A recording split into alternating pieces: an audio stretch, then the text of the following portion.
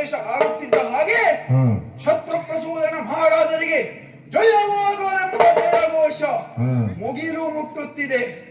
ಇದರಿಂದ ಎಲ್ಲಿಲ್ಲದ ಸಂತೋಷ ಈ ಮನಸ್ಸಿಗೆ.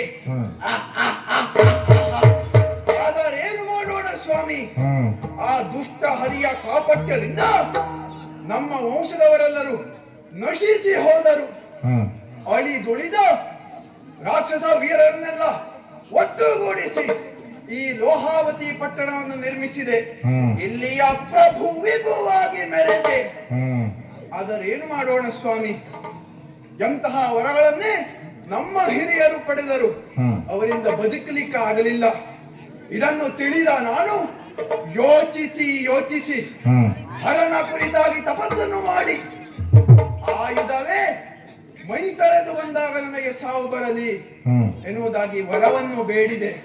ನಮ್ಮ ಆರಾಧ್ಯ ದೇವ ಪರಮೇಶ್ವರ ತಥಾಸ್ತು ಎಂದ. ನೀವೇ ಯೋಚನೆ ಮಾಡಿ ಸ್ವಾಮಿ, ಆಯುಧವೆಂಬುದು ನಿರ್ಜೀವವಾದದ್ದು, ಅದು ಎಂದಾದರೂ ಸಜೀವ ಆಗುವುದಕ್ಕೆ ಸಾಧ್ಯವಿದೆಯೇ? ಇಲ್ಲವೇ ಇಲ್ಲ. ನಮ್ಮ ಹಿರಿಯರು ಎಷ್ಟೇ ಪ್ರಯತ್ನ ಮಾಡಿದರೂ ರಕ್ಕಸ ಸಾಮ್ರಾಜ್ಯವನ್ನು ಉಳಿಸಿಕೊಳ್ಳಲಿಕ್ಕಾಗಲಿಲ್ಲ. ಅದನ್ನು ನಾನು ಸಾಧಿಸಬೇಕು ಎಂಬ ಕಾರಣಕ್ಕಾಗಿ ಇಂತಹ ವರವನ್ನು ಪಡೆದಿದ್ದೇನೆ. ಆದರೆ ನಮ್ಮ ಆಜನ್ಮ ವೈರಿಗಳಾದಂತಹ ದೇವತೆಗಳಿಗೆ ಬುದ್ಧಿ ಕಲಿಸಬೇಕು. ಬುದ್ಧಿ ಕಲಿಸಬೇಕು ಅಂತಾದ್ರೆ ಆ ಸುರಲೋಕವನ್ನೇ ನಾನು ವಶಪಡಿಸಿಕೊಳ್ಳಬೇಕು. ಮತ್ಯಾಕೆ ತಡ? ಸಕಲ ಸೇನಾ ಸಮೇತನಾಗಿ ಹೊರಟು ಬಿಡ್ತೇನೆ.